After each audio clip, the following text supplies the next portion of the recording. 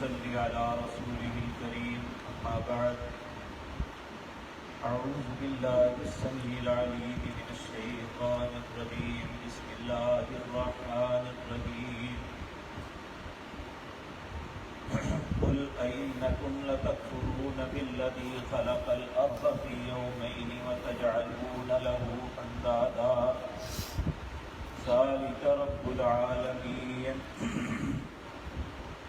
وجعل فيها رواسي من فوقها وبارك فيها وقدر فيها أقواتها في 4 أيام سواء للسائلين ثم استوى إلى السماء وهي دخان فقال لها وللأرض ائتيا طوعا أو كرها قالتا أتينا طاعين فقضاهن 7 سماوات في يومين وأوحى في كل سماء أمرها وزينا السماء الدنيا بمصابيح وحفظا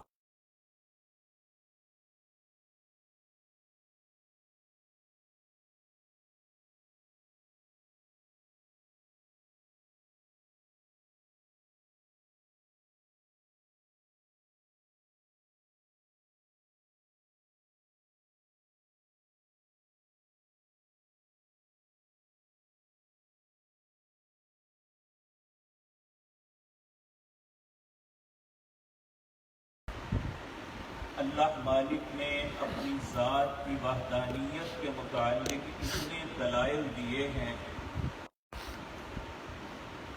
کہ ان سارے دلائل کے باوجود اب اگر کوئی انسان اپنے آپ کو خود ہلاکت میں ڈالنا چاہتا ہے تو ڈال لے، وگرنہ یاد رکھے نہ کوئی اللہ کا شریک ہے، نہ کوئی اللہ سے زبردستی بات منوا سکتا ہے۔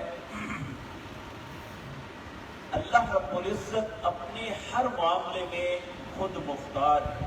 ان اللہ بالغ علی امرہ، اللہ رب العزت اپنے ہر فیصلے میں خود مختار ہے، اس کے اختیارات میں کسی کا کوئی حصہ نہیں۔ جن دنوں میں ہم گزر رہے ہیں ان دنوں میں بہت سے لوگ یہ سبق پڑھاتے نظر آتے ہیں کہ ہم حقیقتاً اللہ کے شریک انہیں نہیں بنا رہے، بلکہ اللہ کے ہاں یہ ہمارے سفارشی ہیں، اس لیے ہم انہیں پکارتے ہیں۔ اللہ رب العزت اس کا جواب بھی دیتے ہیں کہ جب یہ کہتے ہیں ہؤلاء شفعاؤنا عند اللہ، یہ اللہ کے ہاں ہمارے سفارشی ہیں، اللہ فرماتے ہیں قل اتنبئون اللہ بما لا يعلم في السماوات ولا في الارض، تم اللہ کو ایک ایسی بات کی خبر دے رہے ہو جو اللہ زمین و آسمان میں جانتا ہی نہیں۔ اور اگر یہ کہیں جس طرح کہ ہم سورۃ زمر کے آغاز میں پڑھائے ہیں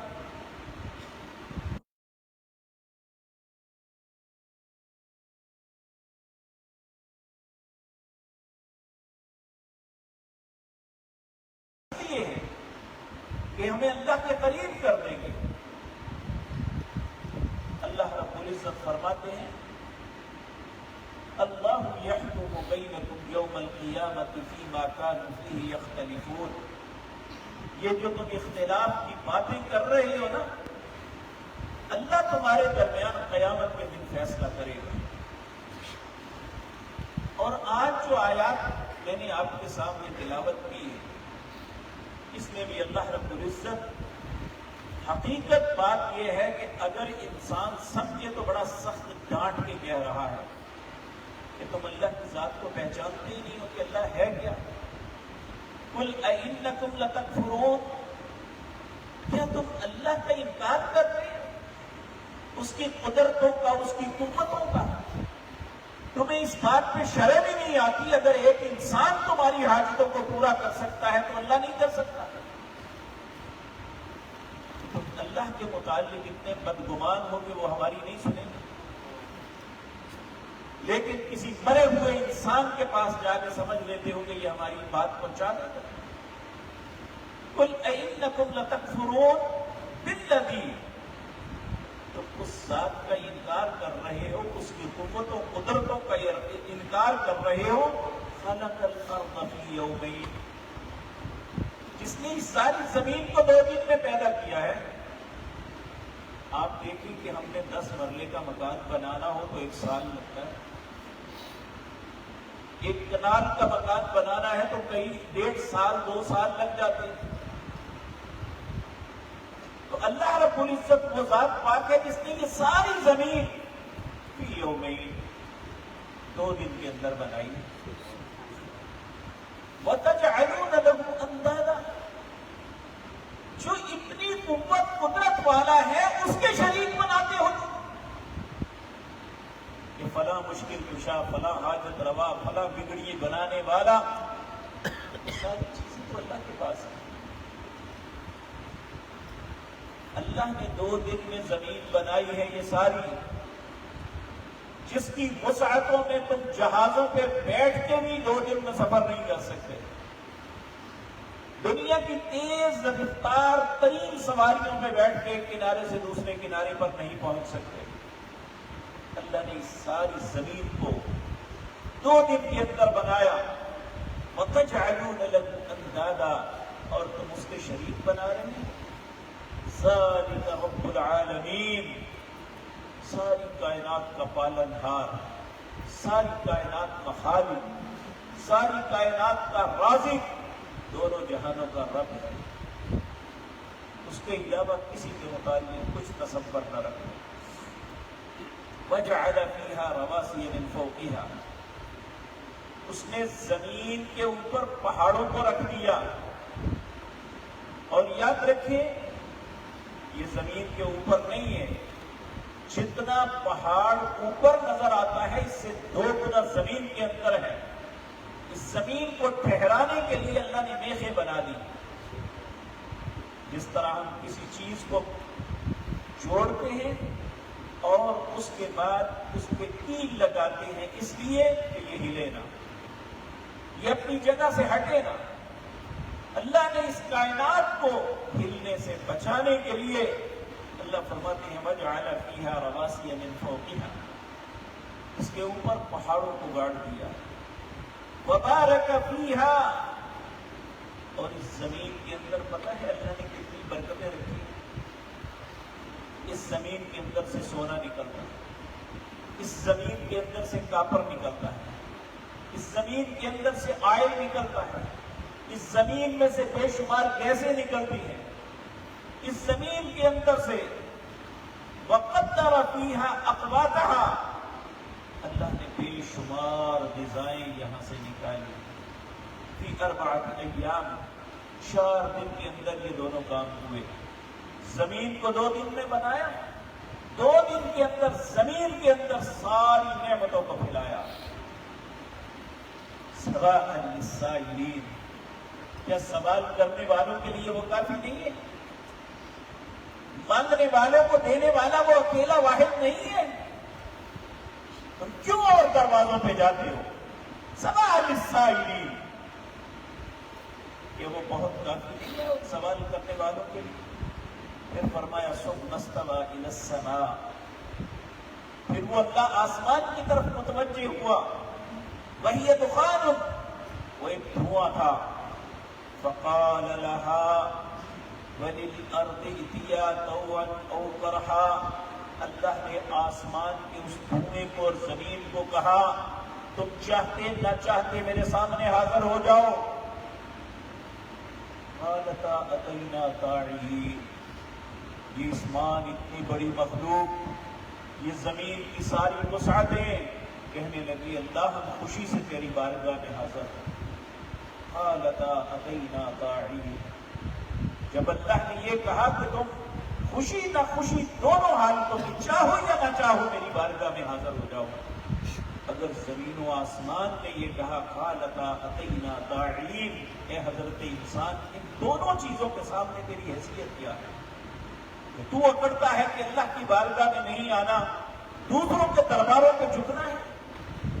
دوسروں کی چوکھٹوں پہ اپنی پیشانی رکھنی ہے. اللہ رب العزت فرماتے ہیں فَقَضَاهُنَّ سَبْعَ سَمَاوَاتٍ فِي يَوْمَيْنِ. 4 دن میں زمین اور اس کے اوپر ساری نعمتیں، پھر 2 دن کے اندر 7 آسمان اللہ نے بنائے. یہ کل کائنات اللہ نے 6 دنوں میں بنائی. اللہ فرماتے ہیں فَقَضَاهُنَّ، پھر میں نے فیصلہ کیا 7 سماوات فی یومین، 7 آسمانوں کے متعلق 2 دن. وَأَوْحَى فِي كُلِّ سَمَاءٍ أَمْرَهَا، پھر ہر آسمان کو حکم دیا کہ تمہارا یہ کام ہے. وہ سب اللہ کے حکم کے تابع ہیں، کوئی اللہ کے حکم کی سرتابی نہیں کر سکتا. وَزَيَّنَّا السَّمَاءَ الدُّنْيَا بِمَصَابِيحَ، اے حضرت انسان دیکھتا نہیں میں نے آسمانی دنیا کو ستاروں کے ساتھ مزین کیا، چراغوں کے ساتھ. وَحِفْظًا، اور اس کی حفاظت کا پورا بندوبست کیا. اللہ رب العزت سورۃ ملک کے اندر فرماتے ہیں ایک بندہ ہوتا ہے چیز بنا کے تو بے پرواہ ہوتا ہے، ایک ہوتا ہے اس کی مینٹیننس، اس کی حفاظت پہ پوری توجہ. آپ دیکھیں لوگ گھر بناتے ہیں، بعض لوگ پرواہ نہیں کرتے، ان کے گھر چند سالوں میں ٹوٹ پھوٹ کا شکار ہو جاتی ہے، نہ ان میں صفائی، نہ گندی بدبو غلیاظت. اور کچھ لوگ ہوتے ہیں اپنی چیز بنا کے اس کی حفاظت کرتے ہیں، اسے صاف ستھرا رکھتے ہیں، اس کی مینٹیننس کرتے ہیں. اللہ رب العزت فرماتے ہیں میں نے صرف بنا کے چھوڑ نہیں دیا، وحفظا، اس کی حفاظت بھی میں کرتا ہوں. اللہ رب العزت سورۃ ملک کے اندر فرماتے ہیں ما تری فی خلق الرحمن من تفاوت، رحمان نے یہ چھت بنائی ہے، کوئی نقص تو نکال کے دکھاؤ. فارجع البصر، اگر پہلی دفعہ نہیں نظر آیا تو پھر دیکھو. ثم ارجع البصر کرتین، اگر پھر نہیں نظر آیا تو بار بار دیکھو. ينقلب إليك البصر خاسئا وهو حسير، تمہاری نظریں نامراد لوٹ جائیں گی، اللہ کی خلق میں کوئی نقص نہیں نکال سکے. اللہ رب العزت فرماتے ہیں وَزَيَّنَّا السَّمَاءَ الدُّنْيَا بِمَصَابِيحَ، ہم نے آسمان دنیا کو چراغوں سے سجایا. وَحِفْظًا، اور اس کی حفاظت بھی کر رہے ہیں. ذَلِكَ تَقْدِيرُ الْعَزِيزِ الْعَلِيمِ، یہ اندازہ ہے، یہ اس کا العزیز جو غالب ہے، العلیم جو علم والا ہے، اس نے ہر چیز کو ایک اندازے کے مطابق بنایا ہے. اور یہ بات یاد رکھیں اللہ کی کسی خلق میں آپ نقص نہیں نکال سکتے. ذرا انسان تصور کرے اپنے چہرے پہ ہی صرف اگر اللہ یہاں آنکھ لگانے کے بجائے یہاں لگا دیتا تو انسان کی شکل کیا بنتی؟ اگر اس ناک کو منہ کے نیچے اور منہ کو اوپر لگا دیتا تو پھر انسان کی شکل کیا بنتی؟ اور ہم دیکھتے ہیں کہ انسان کے 2 ہونٹ اللہ نے بنائے ہیں. بعض بچے پیدائشی طور پہ کٹے ہوئے ہونٹ کے ساتھ پیدا ہوتے ہیں، وہ بیچارے بات نہیں کر سکتے صحیح طرح، ان کے ہونٹ الفاظ کو کنٹرول ہی نہیں کر سکتے. اللہ نے انسان کے منہ میں دانت دیے ہیں، اس سے یہ کھانا چباتا ہے، صرف کھانا ہی نہیں چباتا بلکہ اس کی بات کرنے میں بھی یہ اس کے مددگار بنتے ہیں. اگر بڑھاپے کے اندر دانت نکل جاتے ہیں تو وہ بات کرتے کرتے باپے کی بھوک نکل گئی. کیسے نکل گئی؟ وہ جو اللہ نے ترتیب بنائی تھی اس میں تھوڑا سا بگاڑ آیا تو انسان سارا ہی بگڑ گیا. اللہ رب العزت فرماتے ہیں ذَلِكَ تَقْدِيرُ الْعَزِيزِ الْعَلِيمِ، یہ اندازہ ہے اس غالب اور علم والی ذات کا. یہ ساری باتیں کرنے کے بعد اللہ رب العزت فرماتے ہیں فَإِنْ أَعْرَضُوا، اگر پھر بھی اللہ کی ذات سے اعراض کرو گے، دوسری ڈھیریوں پہ جا کے سجدے کرو گے، ان سے منتیں مانو گے، ان کی نظریں نیازیں ہو گئے، تو پھر یاد رکھو وَقُلْ أَنذَرْتُكُمْ صَاعِقَةً مِثْلَ صَاعِقَةِ عَادٍ وَثَمُودَ، اے پیغمبر فَقُلْ انہیں کہہ دیجئے أَنذَرْتُكُمْ صَاعِقَةً، میں تمہیں اس چیز سے ڈراتا ہوں جو عاد اور سمود پہ آئی تھی، اس کڑک اور چیز سے تمہیں ڈراتا ہوں، تم پہ بھی نہ آ جائے۔ انہوں نے بھی اللہ کے ساتھ شرک کیا، جس کی وجہ سے اللہ نے تباہ و برباد کر دیا۔ اگر آج بھی دنیا اپنی بربادی سے بچنا چاہتی ہے تو اللہ کی وحدانیت پہ آ جائے۔ اللہ کی ذات ہی ہر چیز کا قادر ہے، اللہ رب العزت کسی کا کوئی پابند نہیں ہے۔ دنیا کا ہر انسان وہ نبی ہے، وہ ولی ہے، وہ نیک اور صالح انسان ہے، سب اللہ کے سامنے عاجز اور فقیر ہے۔ انہیں اگر اللہ نے عزت اور شرف دیا تو اللہ ہی کی وجہ سے انہیں ملا تھا۔